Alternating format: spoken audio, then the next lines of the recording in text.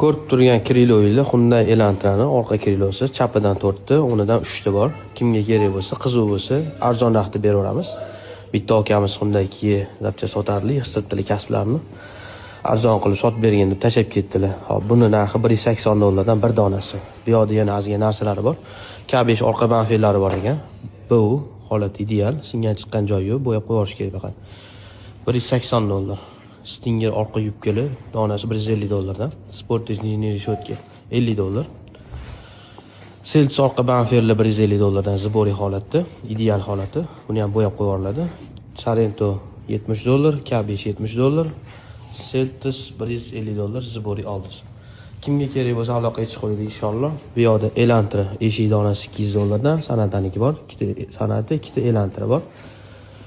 Kapotimiz bor. Oldi kapot $250. Elantra zavod original. Hech qanaqa miyatinasi yo'q. Pacho